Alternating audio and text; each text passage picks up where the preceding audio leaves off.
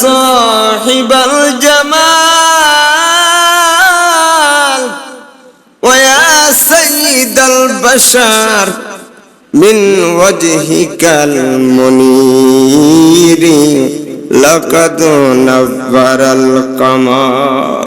বাংলা কবি আবার এই শেরটার বাংলাতে আবার কবিতা আকারে বলেন, ওগো রূপ ঐশ্বর্যের মহান মালিক, মানব কুলের অধিপতি, তোমার যথার্থ প্রশংসা কবু সম্ভব নয়, খোদার পরেই তুমি কথা সংক্ষেপতি। আমার আপনার নবীকে আল্লাহ সর্বদিক দিয়া সকলের উপরে বানাইছেন, কন্যা সুবহানাল্লাহ। কোন দিক দিয়া? চরিত্রের দিক দিয়া। আমার নবীর চরিত্রের চাইতে উত্তম দুনিয়াতে আর কেউ নাই।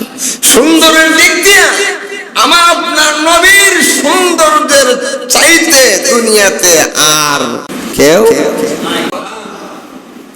আল্লাহর নবীর যুগের এক কবির নাম হলো হাসান ইবনে সাবিত রাদিয়াল্লাহু তাআলা আনহু। কবিতা বলতো আর নবীজি বসে বসে তার কবিতাগুলা শুনতেন, কন্যা সুবহানাল্লাহ। আল্লাহর নবীর সামনে সে কবিতা বলতো আর নবী তার কবিতাগুলো শুনতো। কত সুন্দর দৃশ্য! নবীজি তার কবিতা শুনে মুগ্ধ হয়ে গিয়েছিলেন। আল্লাহর নবী দুনিয়াতে তাকে জান্নাতের সুসংবাদ দিয়ে গেছেন, কন্যা সুবহানাল্লাহ। এমন একজন জান্নাতি কবির কথা আপনাদেরকে বলবো।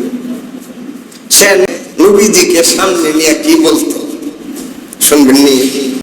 আল্লাহর নবীর কবি, নবীর যুগের কবি হাসান ইবনে সাবিত নবীজিকে সামনে নিয়ে বলতেন, ওয়া আহসানু মিনকা লাম তারা কাত্তু আইনি, ওয়া আহসানু মিনকা লাম তারা কাত্তু আইনি, ওয়া আজমালু মিনকা লাম তালিদিন নিসাউ। কবি বলেন, ওয়া আহসানু মিনকা লাম তারা কাত্তু আইনি, ওগো নবীজি আপনার চাইতে সুন্দর কোন পুরুষ আমার এই চোখে কোনদিন দেখিনি।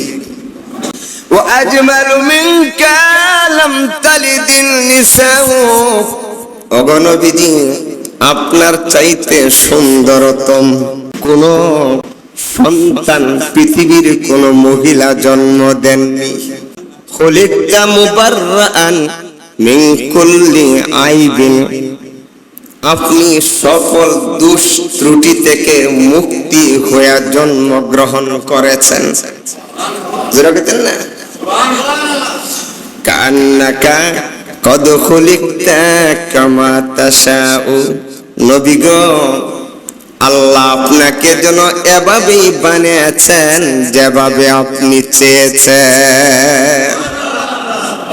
ওগো নবীজি দুনিয়ার সকল মানুষ আমাদেরকে যেন আল্লাহ বানাইছেন, আল্লাহরা কইছি যে আল্লাহ আমার নাকটা এমন ভাবে বানাও, আল্লাহ আমার চোখগুলো এভাবে বানাও, আমার গাল এভাবে বানাও, কান এভাবে বানাও, মাথাটা এভাবে বানাও, হাতগুলো এভাবে বানাও, এ কথা কইছি।